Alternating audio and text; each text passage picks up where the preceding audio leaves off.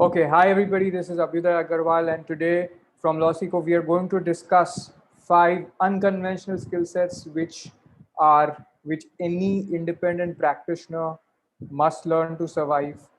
These skill sets are not taught in the LLB syllabus. These skill sets are not specifically taught to you when you're working in a law firm or when you are working with a senior. Okay, and we're going to discuss what these skill sets are, and I'm going to make a short presentation of about 35-40 minutes, and then we will have some questions and we can make this session interactive.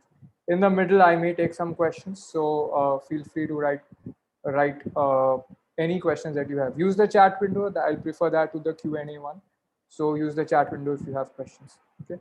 Now let's understand, when you decide to go independent, I believe that a lot of you are interested in exploring independent practice, or you are already an independent practitioner. Let me know if this is correct. Okay, you can like say yes, I am independent practitioner, or you can say exploring independent practice, because it is very important to understand how this can be relevant for you, and accordingly I will adjust the conversation I'm having as well, right? I will either simplify it or go more technical based on what your aspirations are. So let me know that on chat. Okay, now let's look at what are the additional responsibilities of independent practitioners.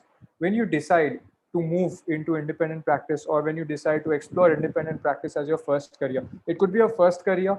Okay, after graduation, you may decide to go independent. That is usually less commonly practiced, but law students want to explore what an independent practice could be like. More often, we see lawyers who have, or company secretaries, chartered accountants who've done one round of practice already, or they have worked in a job, or they've worked with a senior, and they want to start out on their own. So they may have worked in a law firm or in a company, okay, and then they want to separately start out. They may acquire an LLB degree, and then they may want to start out their own practice, right?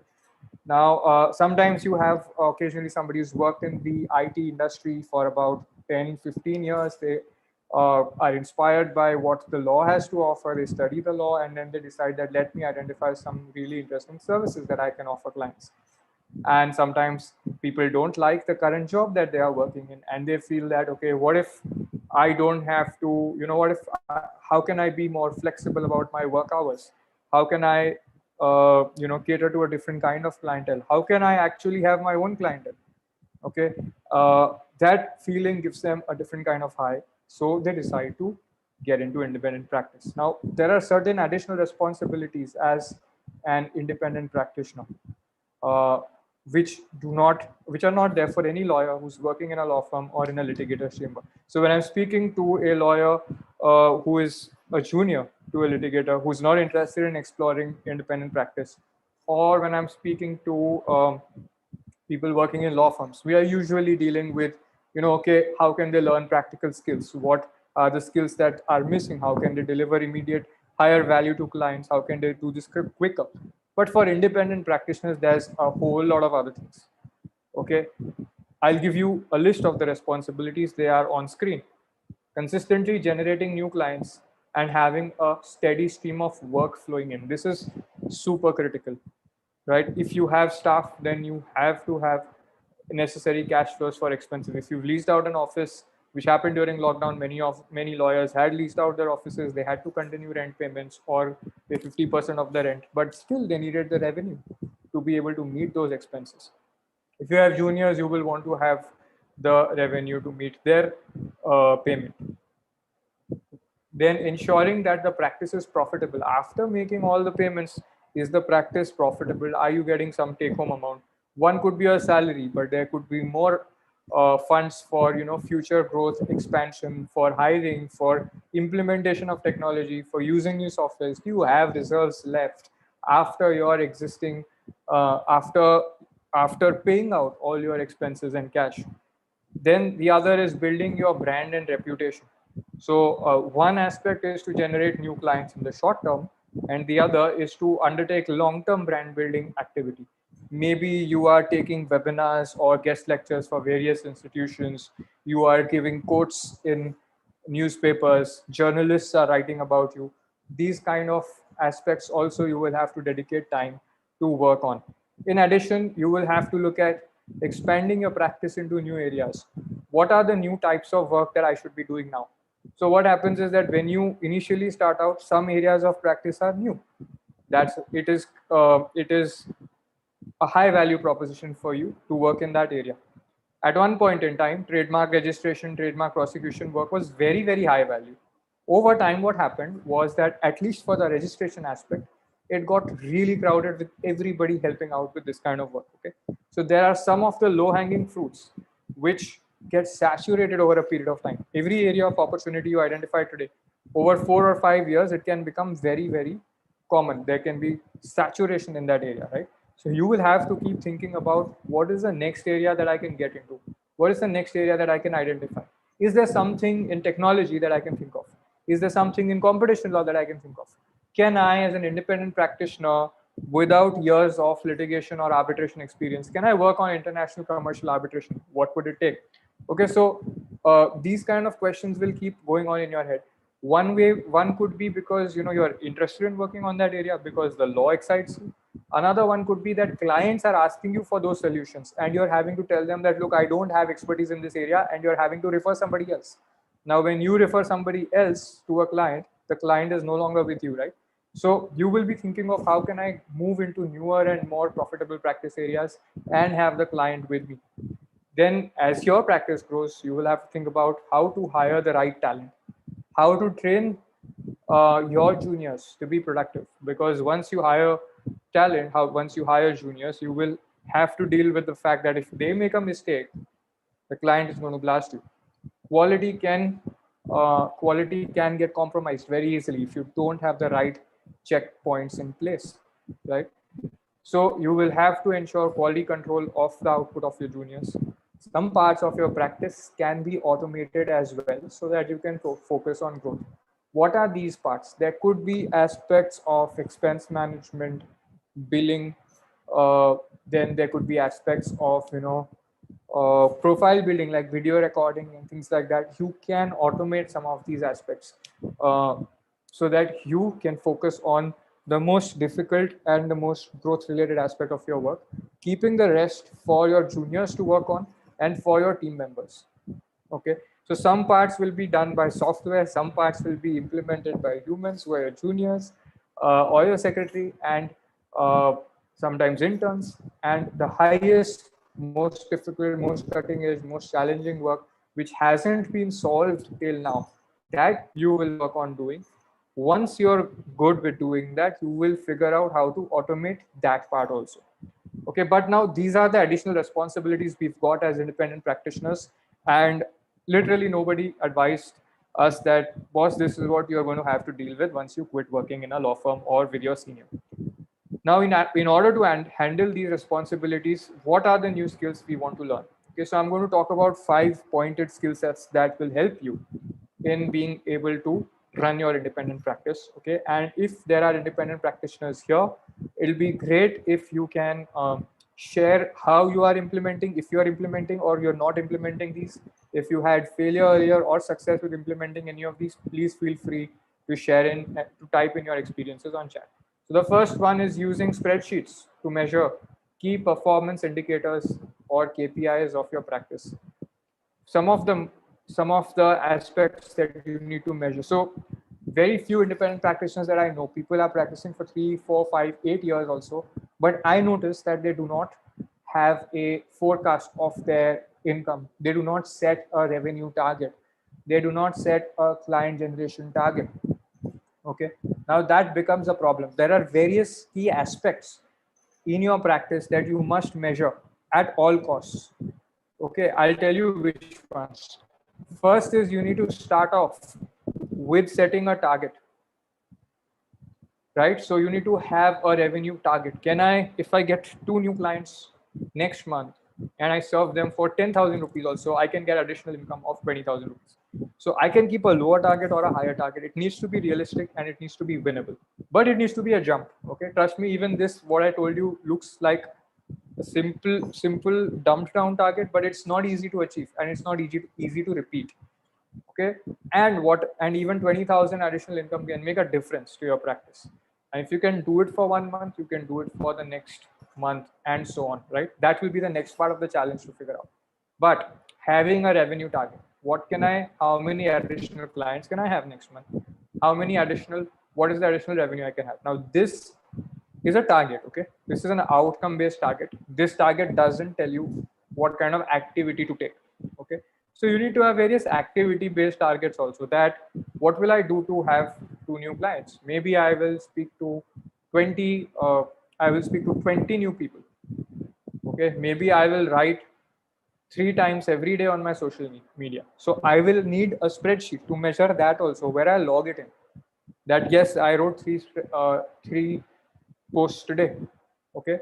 Or I have spoken to 1 new client today. And then if you realize if you speak to 10 new people, then over the next month, then you will have to line up appointments. So 1 every 3 days, even if you're doing it remotely. Okay, so this is the activity level indicator and one is the result level indicator. Okay, then you will need to measure what are the number of incoming inquiries that I'm getting every week and every month. Okay, now whenever you get an incoming inquiry, after that you have to log it in the month column and in the week column, and your goal will be that if I have to convert 2 and if I have an effective conversion rate of 10%, I need to generate at least 20 incoming inquiries. For that, that is one level. Okay, then what is the amount of outbound activity? What is outbound activity? Outbound activity is how much do I need to write? How many videos do I need to create? Okay, what kind of content should I post on my social media account? And you cannot solicit, so you cannot post that kind of content. You have to post educational content or parts or content where you're expressing yourself versus soliciting clients. Okay, so you have to come to an estimate of that okay, and you will not have these numbers today. You will not know that if 1,000 people see my post, 1 contacts me. You will not have any such numbers. So you will have to come down with some basics that, okay, I will post 3 times a week, or 3 times a day. I will write 1 article a week.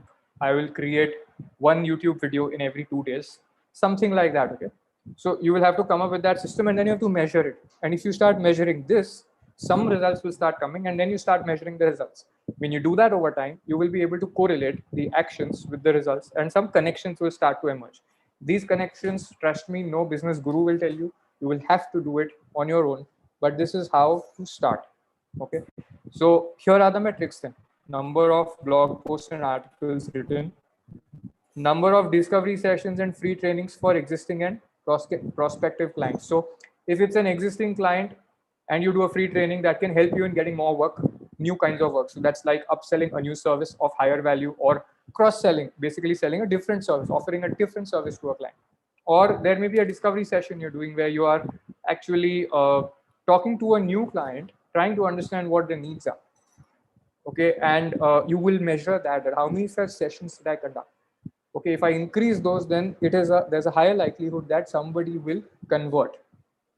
Number of clients successfully closed and onboarded per week and per month.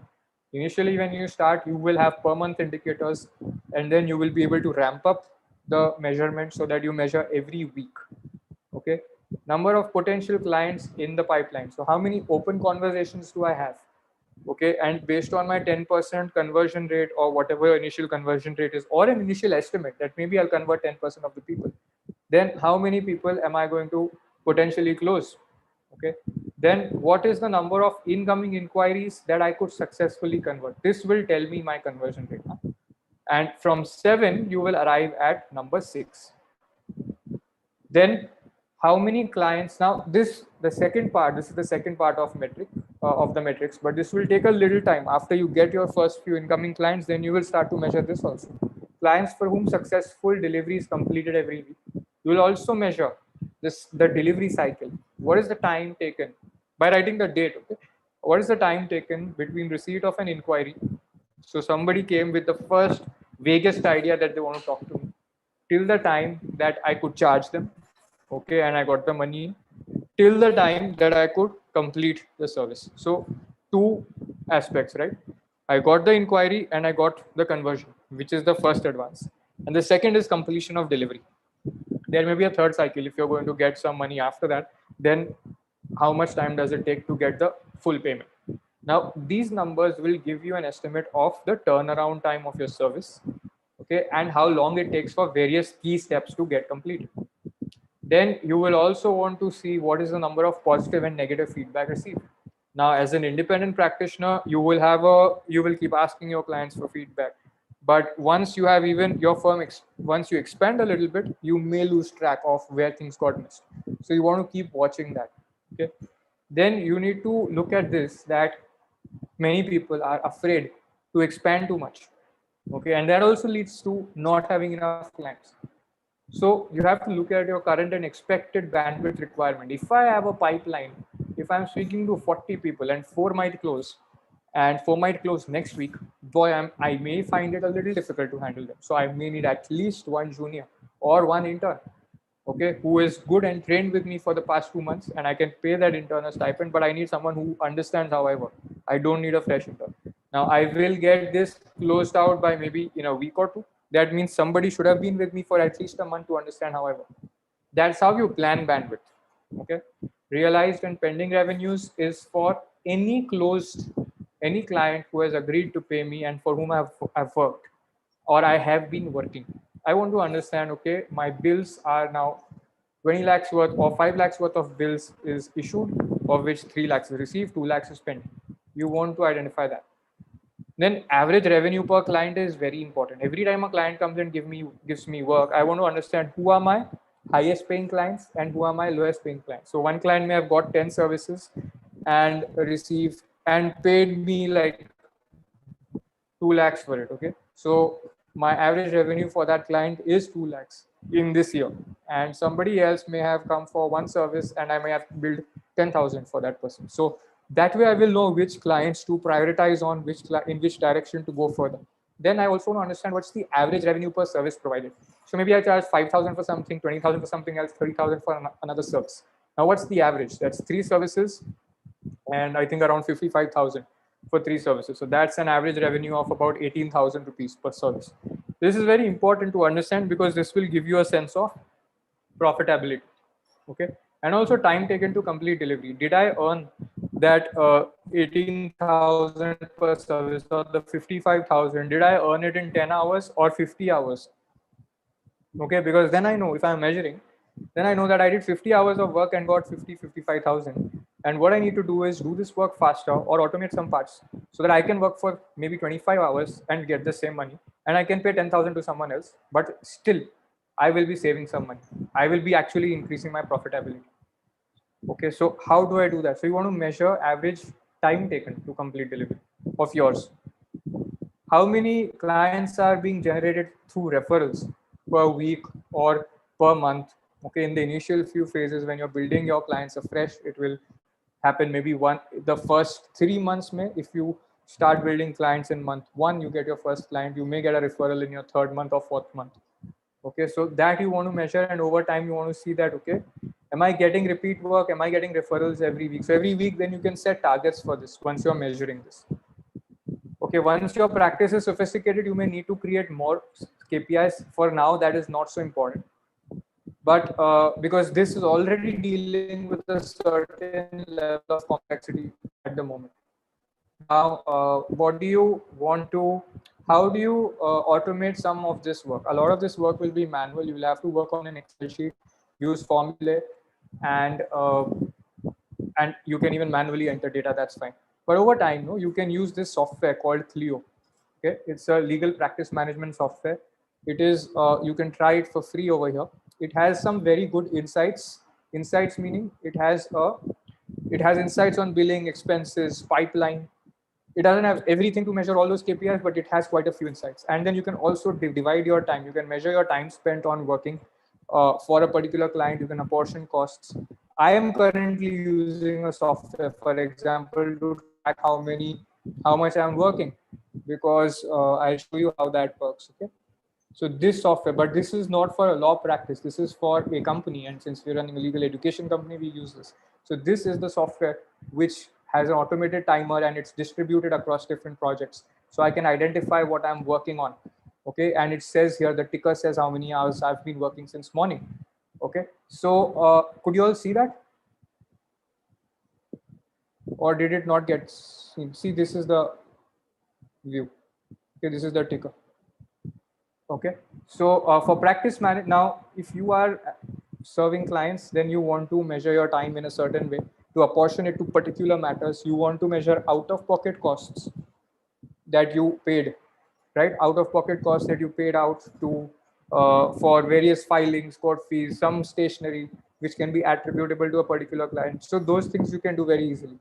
The name of the software is Clio.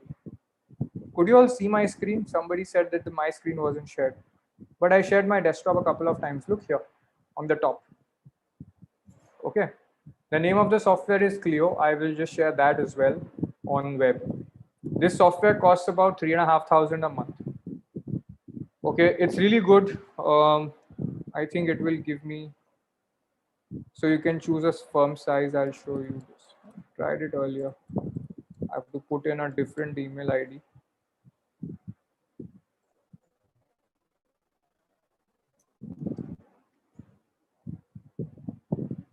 Let me see if it shows this. So then I can show you the interface also of the software. I'm going to come back to this.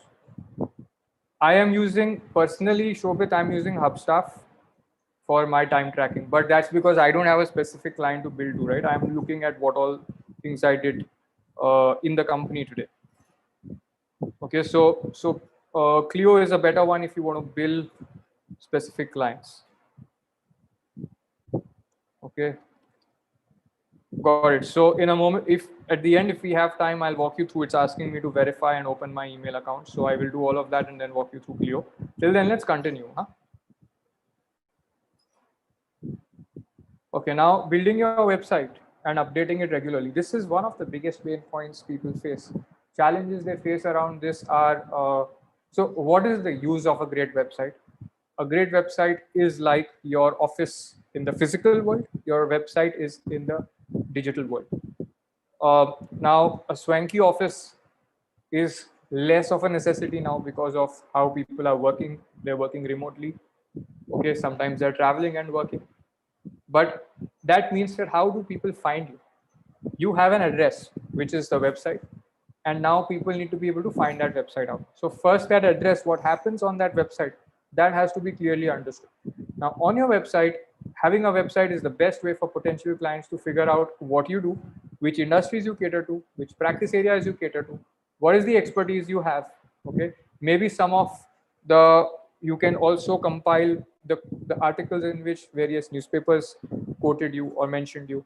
You can index the guest posts you published on famous blogs like say 𝗏𝗏𝗏 or First Post or Quint, okay, Bloomberg, Quint, all of this kind of media, digital media that is there, you can index this kind of work. You could mention a list of reported orders if you are a litigator. Okay, so people can find out more about it.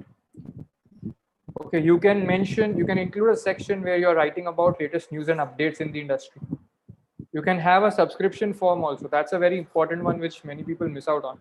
The subscription form enables you to collect the email IDs of the user and later on communicate with them, okay, about new updates, facilitate them in scheduling a further call with you, a one-on-one conversation with you. Okay, now what happens in building a website is that people struggle and postpone this for the last moment. And that last moment never arrives. People start their practice, but the website is not there. Even LinkedIn account is not there a lot of times. Okay, so lawyers I'm speaking to usually will be struggling with three things. Okay, who is the web developer who can do this one? Most of the times you will find web developers who don't make lawyer websites, who make non-lawyer websites. So there'll be a problem because of how they deal with content. How a lawyer or a lawyer's target audience looks at content is very different. Then getting the website up within a reasonable budget, that's another problem because web developers may charge a lot. Either they'll be good and they'll charge a lot, like 50,000 to a lakh at least, or they will charge 30,000 and give you really shoddy work. Then monitoring the quality of work and ensuring that this is done in time. Like you don't want your website to be up in 3 months and you don't want to be sharing your drafts with the developer, waiting for him to fix it and then getting it done in 3 months. It's just too long a time. Then you don't want an update cycle to be like as long as even 8 or 10 days. If you decide to update your website, you should be able to do it today because the industry and the space is changing very fast. So you want to mail out, you want to put in any regulatory development that has happened, You want to put it up immediately on your website. You want to send out an update to your subscribers saying that this is a change in the law. This is how it affects clients in this industry. Okay, and that will enable people to understand that you're on the top of your game. And if you're stuck because of a web developer being slow, that's going to cost you, right? So Wix is a free tool which you can use. I think Kapil would have seen it. He has attended a workshop of mine earlier. But I'll just show you here how to use Wix, okay? So I'm going to show a little bit about Wix, not everything.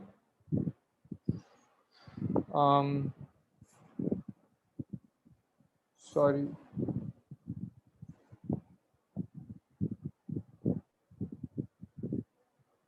Yeah.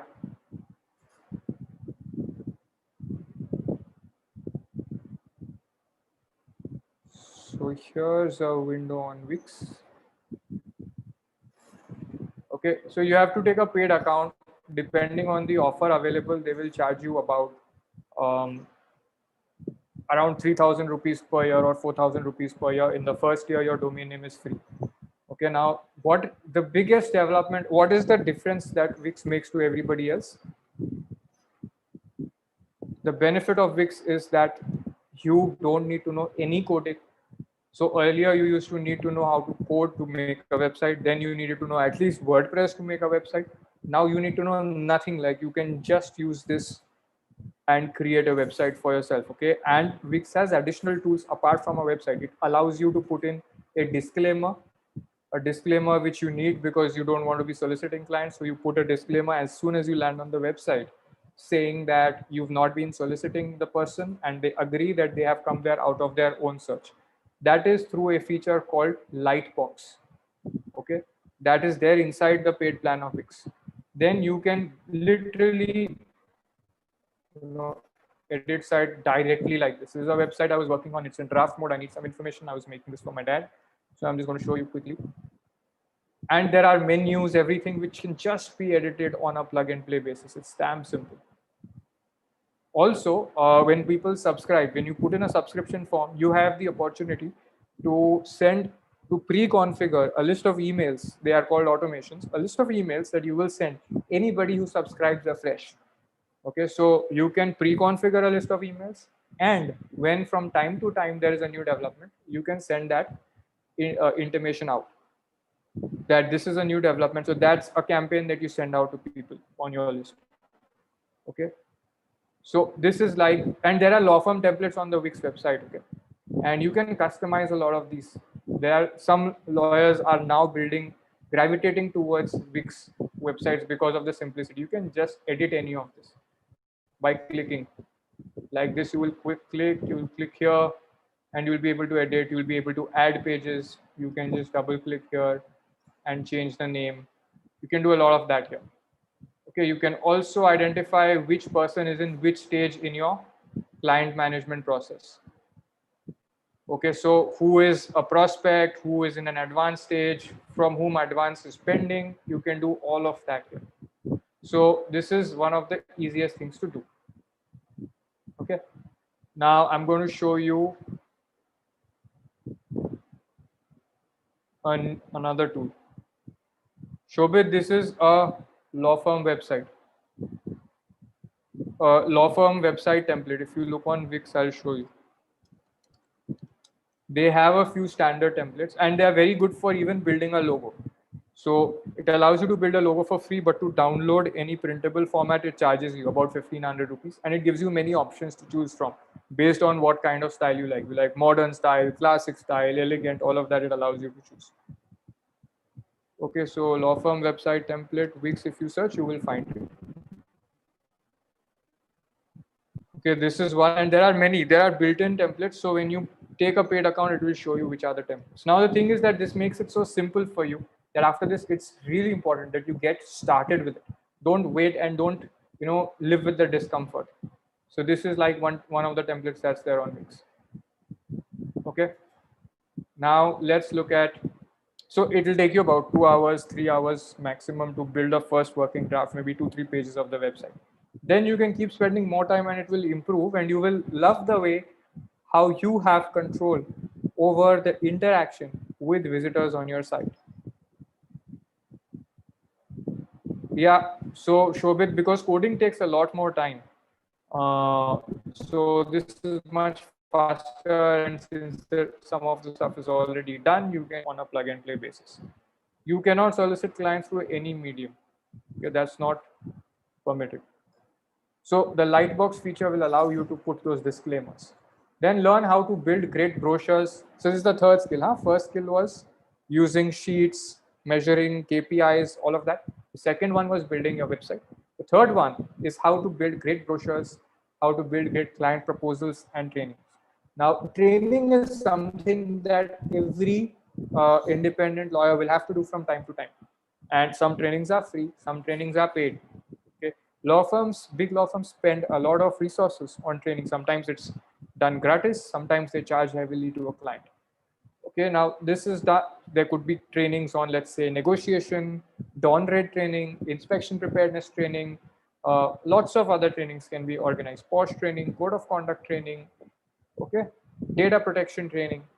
Now, apart from trainings, you will have to learn how to build great brochures. So you will need a firm-wide brochure.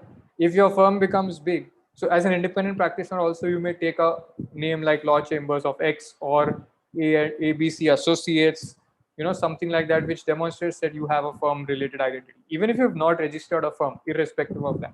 So now you will need to make a brochure for the practice. If you are into multiple practice areas and you've done a lot of work over a period of time, later you will divide it practice area wise. But for now, one integrated brochure will be needed. Every time a client asks you to send a proposal, you will need to send them that proposal must look good, right? So then there will be newsletter templates which you will have to design. If there's a regulatory update, you need to send a newsletter. Now these need to look a little like it needs to look professional, right? So you can't just send a plain text brochure. You can't send a plain text client proposal. You want it to look visually appealing, professional. It should look like you've put in effort into it, and the design should be good. Okay, so for all of that, you want to learn how to use a few plug and play softwares. So lawyers are great with text, but we can't make a big, we can't populate our PPTs with a lot of content. So we want to put in some graphics also. So what can we do for that? We can use a tool, for example, such as Canva or Google Slides. Google Slides has amazing templates that you can use to make presentations. You will see some of the courses on Udemy, for example, or presentations people make using PowerPoint with really old templates, and that doesn't really gel a lot of times with the presentation. It's too text heavy. So what you want to do is that you can use the layouts on Google Slides, okay, or you can use some of the layouts from Canva. Like there are some workshops where I use a very clean layout. This is a text heavy one, but here if you look at how Google Slides allows you to work on templates, so I can easily use this if I want to have a heading on the left and text on the right. So that kind of creativity really helps. So I'll just show you what that looks like. Okay, so that helps for design. Okay, now this you can write a title on the left and text on the right, and it looks like a notebook. So on the right, then if you have dense text, it's okay. Okay, so then Canva is a free design tool. It has a paid plan as well, but some things you can really do to have a great professional looking design is build a newsletter through the templates here. Like look at this one, the issue. Right now, this one you can use for free, and they have 2 pages built in, and you can add more pages by getting into the account. Okay, then Canva also has presentation templates. I have linked it to my presentation here. I'll just show you. So then there's a brochure template and there's a newsletter template. All of these templates are separate.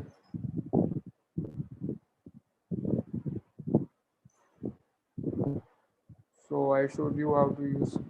So this is like the template for the issue. Okay, you can remove images also if you want to remove them and instead put a text box. You can do that. Then this is the way you add new pages. You duplicate a page or you add a new page from here. There's a blank page. If you want a designed page, you just click on the design. So a lot of tricks are available, and you can create a standard firm design so that all your updates will have a similar and a unique format, right? Then this is how you can use brochure designs. Okay, you'll have to add more pages. This is a foldable brochure, but you may want to. So this kind of brochure can be there for a particular service. Individual service can have this kind of a brochure as to what you will get. Somebody a software development agreement. You can just have a quick brochure for a software development agreement, which says ABCD steps are there. This is the cost. This is the work. This is the quantification, and done. Okay, so that is how you can do. This is for a service level brochure. For one service, the brochure. Okay, now I have done some webinars earlier on how to use Google Slides. So there is a link here, which is there on that. Let me see if I can copy link address so I can share it with you all on chat so that you can see it. Right, I have copied that link. And here you go. Okay, then social media. Okay, this is something that people really resist using. I think it's usually a fear of others will judge me. Do I know enough to say this? I'm not smart enough. What is the wisest thing that I could say on social media? But I don't think that that is important. What is important is that you identify the space that I'm going to talk about, and then you start writing in an educative way. If you're a lawyer, do not exclusively focus on legal developments. No, focus on industry trends. What is new in the industry? What are the new players doing? If you write on venture capital, you can write on how funding in edtech increased. You can also write on what is happening in the Silicon Valley. You can write on how transactions are increasingly being done online. Okay, and they are using digital signing tools. You can write a comparison of different digital signature tools and their evidentiary value. A lot of things can be done like that, but you want to keep writing on that, and you can write articles as well and posts. Individual posts are extremely important. You must also comment on other people's posts. So if somebody else has written something useful, you may want to comment and interact with them. You may want to share it on your wall or tag them, okay, so that they can connect with your idea and they can identify that you read their post. That will help you in building a network. Now, how do you start? So the important thing here is to get started, and later on you will figure out how to keep it running. Start with creation of your LinkedIn profile. It must be an all-star profile. Okay, those who have worked with you, you may have worked with people in the past on different aspects, even if you've not provided a legal service. Ask people you've worked with to give you recommendations on your LinkedIn profile. Okay, create a YouTube account. And I'm assuming that you already have an Instagram, Facebook, and a Twitter account. If not, you can create that also. Use Canva to design any display pic or cover page that is there. So Facebook and LinkedIn have a background cover page. That design template is already there in Canva, and you can write something there. Okay. Now you must figure out what kind of content can you post every day. You have to post thrice. Okay, this can include original content or sharing other useful content for your audience.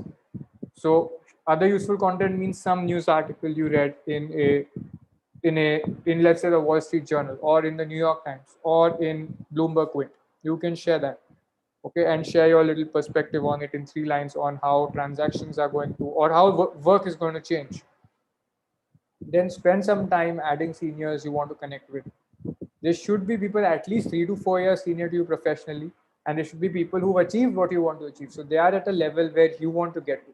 If you are in law school, make sure that you add at least add people with not just freshers or people who are freshers in law firms, but people who have 3 to 4 years of law firm experience, so that they can tell you, if you approach them for guidance, they can tell you something from their law firm experience. If you're adding somebody who's just fresh into a law firm, there will not be a lot of experience that they have to share back in such a short period of law firm experience. Comment on posts written by others in your network to engage with them. Okay, now one of the strategies to use on social media is to repurpose content. What is repurposing? Basically using the same content, taking out excerpts, and then either converting the medium or putting it in a different way on a different channel. So on LinkedIn, you can write posts, but there's a character limit.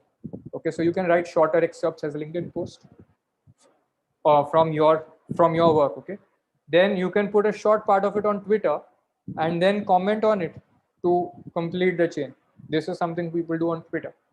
On YouTube, for YouTube, you will have to record a video on that, maybe 2 minutes, 3 minutes, 5 minutes, and then put in some description. Okay, so that part of the conversation is available on YouTube. For Instagram, you may need to put in, you may need to make a presentation and upload it as different carousel images. So one image, then a right slider, another line, then right slider, another line. So there are various people who do this very well. You might want to follow Ray Dalio. He wrote a bestseller called Principles. 𝗵𝗵𝗶𝗃, he is really, one of the most popular people on marketing. Grant Cardone on a real estate entrepreneur, very author of the best-selling book called 10x Rule, and very, very inspiring for learning sales-related work. Tony Robbins, you may already know about him. He's a self-development, runs a self-development company, and you should see their work. Okay, how they post on Instagram, YouTube, and how they have leveraged similar content on different media so that they're not lagging behind on any one place, because potential clients may be able to find you on any of those media. And of course, you should look at where does your target audience hang out more, right? That's going to be important. Okay, so if you're talking to brands and you know that brands have good Twitter and Instagram presence, so you want to be available there. Okay, if you are doing IP related work, for example, there's then you can also follow many lawyers who have an active social media profile like Apar Gupta or 𝗀𝗵𝗿𝗃. You can follow them on Twitter and you can see how they've been posting content. You must also follow journalists from the Wire, Bloomberg, 𝗀𝗏, First Post, and 𝗀𝗏𝗏. These are some examples of good online digital journals or newspapers, or blogs. Okay, and they have really, really good content. And getting covered by them is great for establishing your credibility with clients. So they're usually searching on social media for who can give us a good story, who can give us a good perspective. If a young lawyer is willing to help them out with something, they will happily publish a guest post. Like you can see, there are a couple of guest posts I had published. One was on the Infosys whistleblowing issue. Okay, so someone from Twitter, I think, had found me, a journalist from Twitter had found me on 𝗀𝗏𝗏, and then reached out to me. And then I explained a few things that I knew, and then they said, okay, this is my perspective. Can you help me out with that? I said, yes. And I wrote the article took me a day or two. And then I sent, and they published immediately. Okay, they may even they will give you a backlink to your LinkedIn profile or your website. Okay.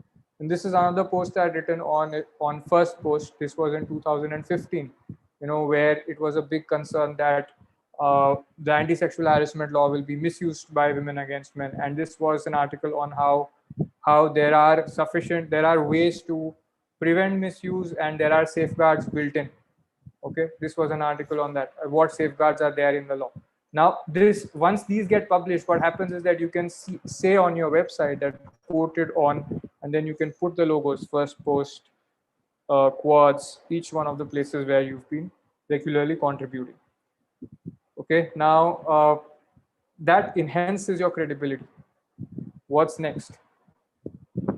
So the last part is learning how to create engaging and valuable content for your audience. Often it's a function of knowledge and skills.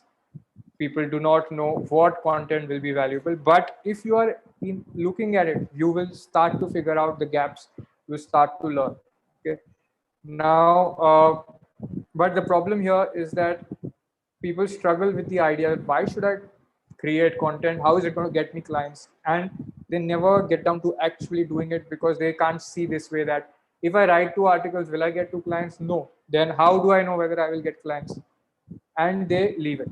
Now I'm going to explain how this matters. Okay. So if your content is good, I'll tell you how a client interacts with you. Okay. Somebody finds a post on your LinkedIn account, they will write to you. If they see an email, they may also send you an email.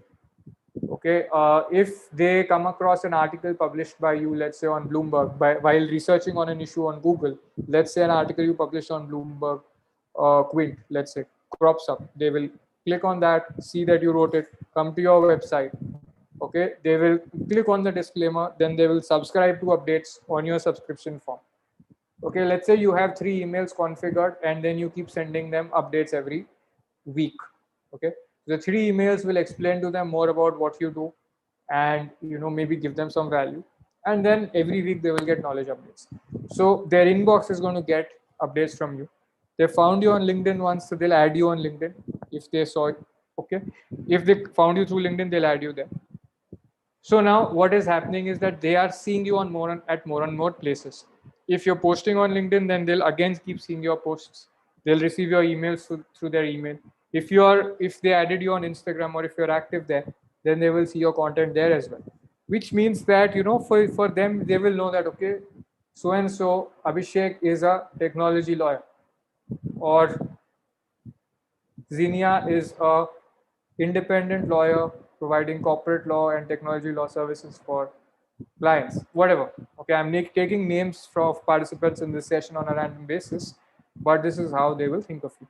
Okay, so this is how you stay on top of the mind of your readers. And so when they have a legal issue, the first person to call will be you. But if you stop after writing 2 articles, that you will never allow that traction to build up. Okay, so you have to ensure that you're regularly writing content, sharing it on your website and social media. Okay, now one more thing, they will remember you.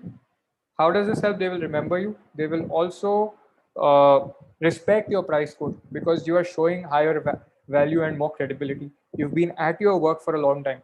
Compare this to somebody whom a client approaches from nowhere, like the first time, and they're like, okay, but what is this quote for? Give me a quote. I want all corporate work done for my company. And the lawyer gives a big quote, but the client has no background about that person. Okay, so this manner of acquiring a client, one, it is not heavily focused on one client alone. It is focused on your own brand building, so you can benefit by reaching out to many more people. So it's like it is a uniform way which you can use for many clients to get them into your funnel. We call it getting them into your funnel. Okay, and then they will be able to trust your credibility, trust you more, and you can say that, okay, how I provide value, and it will be backed by the kind of information they have been receiving from you. So you will find that they are negotiating lesser, trusting your pricing more. Okay, all of that. Now the thing is that writing such kind of content is very different from drafting a contract, preparing a petition. Okay, because this is not going to court, this is not going to a client as service. This is basically going to educate them and sensitize them about their issues. It can't be very technical also. And it has to have a useful insight which is simple enough for a client to digest. Okay, so you've got to be very clear about it, and then you've got to communicate it very clearly. Okay, so yeah, so now what is the frequency at which you should write articles? Try at least once a week. Worst case, once a fortnight, but once a week is really good. If you can write 1 in 2 or 3 days, even better. Okay, in the initial phase, definitely write way more. And later on, you can start to train your juniors and automate some part of this work, so that you have to review and edit a few things. And then at least some portion of the article writing and publishing work is set. But you will have to choose the topics. You will have to identify what is the angle you will take. It's like being the director of a movie or the editor of a newspaper. You will have to figure out the tone, the storyline. Those things will always be with you. Okay. And once in 3 months, I would suggest that you should think of coming up with exclusive content, such as, let's say, think of a target audience, think about their pain points, like startup founders who've raised their first round, but they're struggling to raise the second round of investment. Let's say lockdown hit, and what happened is that the valuation of that kind of startup fell. Okay, and they're struggling to negotiate with VCs for a higher valuation. What are the things that they should show to demonstrate that there is a upward swing in their traction?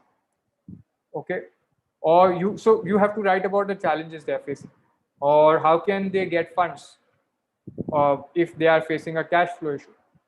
What are the legal stuff they will need when they are what are the legal services they will need in generating funds? Maybe they need to get an overdraft, maybe they need to get a commercial loan, maybe they need to just if they are a product or service startup, maybe they need to just tie up with a fintech company or an NBFC to provide loans for easy EMI options for customers. Okay, there could be various ways like that, and if they're doing that, then they're going to be needing ABCD legal services. Okay, and irrespective of the services. These are the terms they should watch out for. What is the interest they are paying? What are the key terms that they need to watch out for commercially? Okay, so that's how you have to think of it. Another way, if you're a job seeker, okay, another way to do it, this is, and you want to, let's say, build a practice in technology laws. So you can interview associates in the technology laws practice of multiple law firms and identify, okay, categories of work that they will perform. So initially you will not know with categories. I know some categories, so I can say, but you may not know, and over time you will be able to categorize the work. But the work could be, for example, terms and conditions related work or policy related work, technology contracts, data protection related work, intermediary takedown notice related work. Okay, you can categorize it in various sets, payment and fintech related work. Okay, and now if you've interviewed 50 senior associates on this kind of work, imagine the kind of traction that you'd have got. You will come to know everybody. You will have deep relationships. You'd have a good amount of learning on that area, and people will be free to talk to you because you're not asking them for a favor of an internship or a job. So it's a harmless conversation. It's a low-cost conversation for the other person who just has to give you some time. Okay, and the market will know you. When you publish these results, you will become famous, and the market will, other people, other recruiters, other law firms will know that you've done this kind of valuable research, and they will really value it. Okay, now so how does this, let's see how this specifically works. Okay, so if you've done this for and after 2-3 months you need to look for an internship, you can reach out to one or more of these seniors in the law firms who've read your report or who you've interviewed. Okay, then when you are sending applications, you will cite that this is my publication, this is what I did. Okay, there are high chances that people already went through it before you sent it to them. Okay, so that is how it creates an additional leverage for you. Now make sure that the topics, so most of the times, why does article writing fail for people? One is they don't have writing skills, they don't know what to write on, so they can't get started. Secondly, if they get started, their topics are completely divorced from the target audience that they want. If you want technology clients, you will want to write on the issues that they are facing versus writing about just something remote, some case law, something arbitrary. Okay, if you want to, you have to focus on the problems and the pain points they have. Okay, and that's when this will all add up. Otherwise it will become an exercise in futility. So you can write about developments on privacy, data protection, fintech, technology contracts, other areas. Now how do you do this? Okay, so now the question that comes up is that, can I write about an area which I have not worked on before? Definitely. It doesn't matter whether you worked on it before or not. A credibility building exercise is one where you can write about the areas you've not worked on, but you can't write wrong content, can't write nonsense, right? You can't be bluffing about what you're writing. So you need to know what you're writing. That's when credibility stands out, for which you may need to learn additional skills which are available in the market. You can look at skills that you need to identify and learn, but after learning also you have to write to the point. Okay, now what happens is that you will, over time, as you acquire these skill sets and talk to clients who've written to you, you will pick up the skill of identifying new services which are not a standard service. Like, what are standard services that give me an opinion on this, help me draft this contract, help me draft this notice, or help me draft this petition? Outside of this, today there are clients who need lawyers to review a process. In the media and entertainment industry, lawyers review every script of every episode of a TV show to identify what the legal risk could be. Is there going to be a defamation suit? Can the High Court block the release or stop the release? All of that, because the production house is investing in the creation of content, and if the content is created and produced and after that there's a legal issue in release because there's defamatory content or there's some other issue, there's a loss.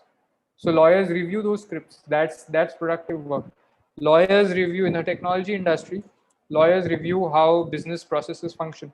They may review different kinds of workflows of software, how data travels through different software which is made by the company or through third-party software. all of that. Okay, so there are different kinds of work that are there. There may be process improvements you'll do. I'll give you an example. Okay, now look at this one. Imagine that you are so there are two things. One is you can do something to solve an immediate problem, or you can do something to improve, to prevent the same problem from arising in future. So let's say you are assisting a startup. Okay, they want to improve their track record of money recovery. They frequently end up having unpaid dues. And one is that you have an enforcement strategy. The second is a preventive strategy. That from my next invoice onwards, this must not arise. Typically, lawyers are usually working only on the mandate given by the clients. If there's a default, they'll focus on recovery. But I'm talking about a preventive strategy. This is a new way of looking at things, focused on the pain point. Okay, now see this. What are the examples? You can obtain an MSME registration for eligible startups. If you do that, then if your invoice is clear, it's mentioning a due date. For any defaults beyond, you can charge, the company will have to pay, the debtor will have to pay you more than 3 times the interest rate. Okay, then big companies or listed companies need to disclose in their balance sheet. All companies need to disclose any pending amounts due to registered SMEs in their annual financial statements. But listed companies really care about it because it becomes a reputational issue for them. So if you write this in your invoice that we are registered under this law, if you don't pay us on time, this is the consequence. Okay, and you need to pay us by this time. And then you follow up with reminders. Then chances are high that they will not miss this date, and they will know that if I miss the due date, then I will have to tell my shareholders and the public that these are the number of dues owed to SMEs, to registered SMEs. The other thing you will do on the side is configure a reminder process and edit the contracts so that they are watertight on what are the terms of delivery, what is the due date, all of that. Then you will also have an acceptance procedure so that they cannot say that this is a disputed invoice. The moment service or products are provided, you first take a confirmation. Then that means that delivery has been accepted, which means invoice has been raised for something that's already delivered, amount is due. That acceptance you can use very easily to claim the amount owed. So this is a preventive process. Now, do you think that this plan will shoot up the payment recoveries and completely reduce the amount of unpaid dues?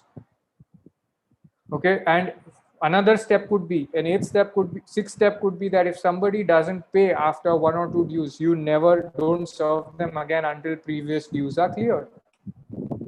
Okay, now in reality, lawyers are not providing or not looking at such kinds of solutions, because what do I price for? Now the thing is that there's going to be some time and some work that will go into implementing this 5-step process. I can charge for that. I can charge for my time. I can charge for my insight. Okay, I will review the invoice. I will edit some notes over there. So I can charge for that.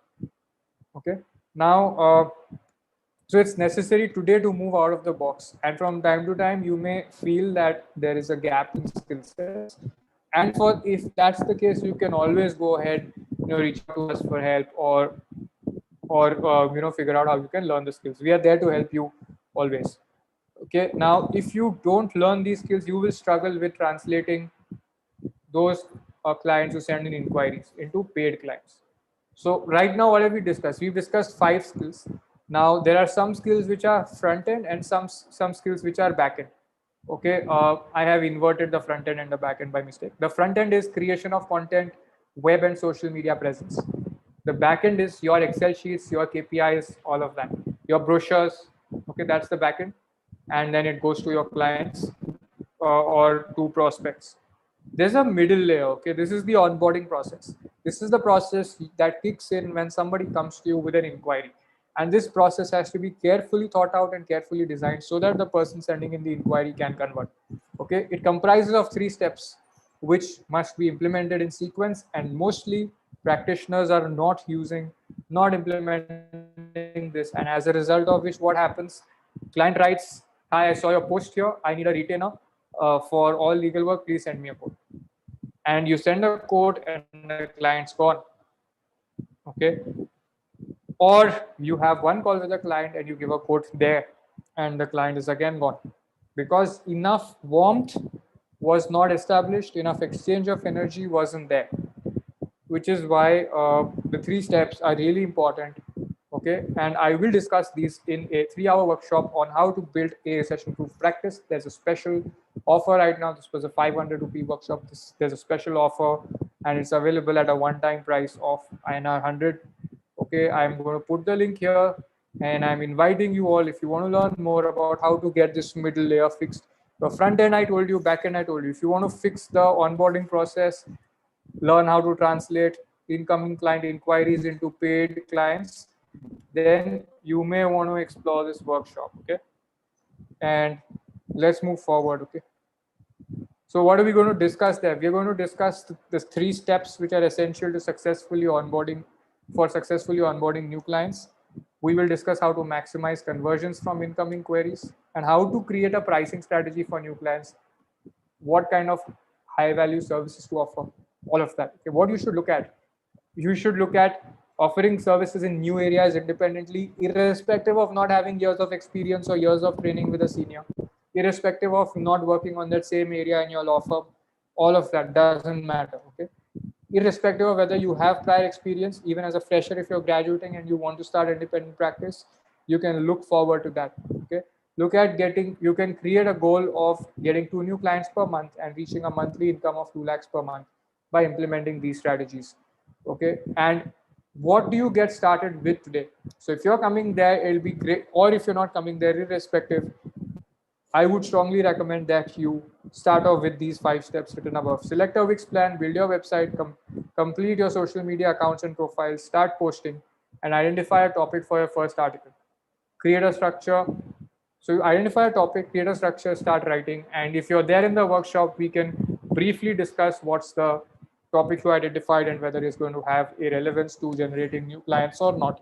And if you're coming to the workshop, these 5 steps will really help you in getting more and more value out from the session. Okay. All right. So now I'm going to address the questions that have been asked. I'll stop screen sharing. Yes. So Akash, how can you predict how many clients will be there in the pipeline? Is it by past rates? Yes, and initially you will have an estimation, and then you will actually start measuring your past rates, and then adjust your estimation. But the key here is you have to work consistently. If you stop it, then your past rate will give you no answer. So your velocity of effort has to continue.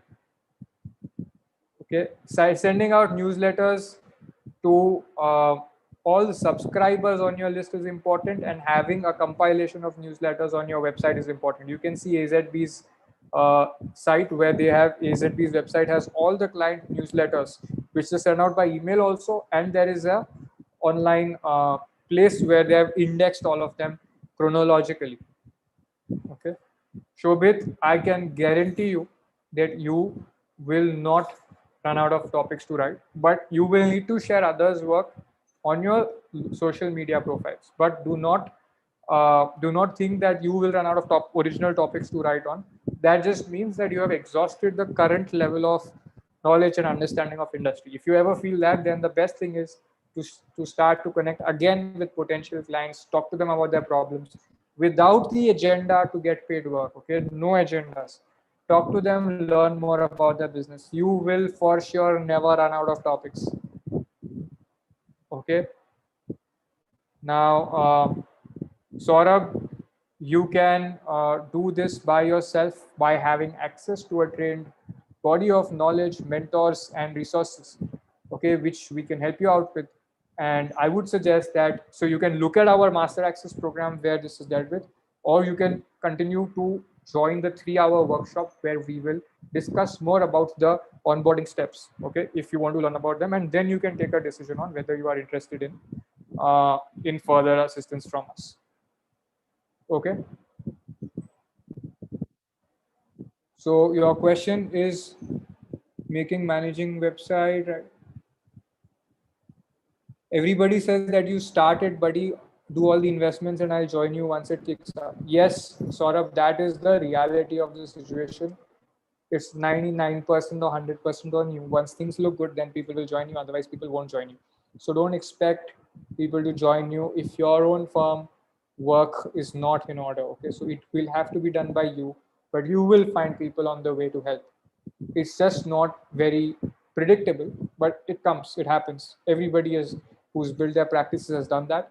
And we ourselves, when we used to hire 8 years back, it used to be way more difficult to hire talent than it is today. Okay, so over a period of time, you build traction, your reputation, your brand. So then people start to notice you and come to work with you. Amarendra, my email ID is, I'm writing my email ID and my number on the chat, okay? Rajshri, I gave an example of how you can start networking with the seniors for future purposes. Khushpreet, what should be posted on social media accounts? Didn't I give some examples? Were you there at that time? I'll just repeat. Okay? So think of, if you're a litigator, I mean not a litigator, if you're an independent practitioner or you intend to start independent practice, think of the areas you want to provide services on. Let's say your client is Indian fintech companies. What are you going to write about? You will write about how RBI regulates their business structure, how it regulates various activities that they perform, like outsourcing of services, how it regulates KYC. Okay, so you have to think of what is a nearby service that I offer so that I can write about those issues. You don't have to write about your service there. You have to write about the problems that people face, that entrepreneurs or the target audience faces, and the regulatory framework. You can write about that. Okay, and you can write about the challenges they face. Sometimes, if RBI has a particular provision on this is how you do KYC, and actually it's not practical. You want to write about that. Okay, so all right, everybody, time for quick feedback, and I'm going to head after that. So let me know how you found the session, what value you got, and for those interested in attending the workshop, I have shared the link with you. I will share it again on chat here. Okay, this is on 27th November, Friday, 7 p.m. to 10 p.m. All right, so those who are joining me there, see you there. And otherwise, tomorrow at 11 a.m., we are going to have a session on another very exciting topic. You can join me for that tomorrow. Okay, tomorrow's topic is, I'll just tell you, hang on. How you are sabotaging your own practice and why you fail to retain new clients. So we are going to talk about a few mindsets and beliefs that prevent us from succeeding, okay, or from effectively starting out independent practice. We basically give up before we even explore, we even start out properly. Okay, so Astha, can you share the link for tomorrow's session if it's available? There's a registration link. It's a free session. It will be shared with you. Hang on, let me just find out the link. I'll get it. Just stay on the session. I'm sharing it on chat.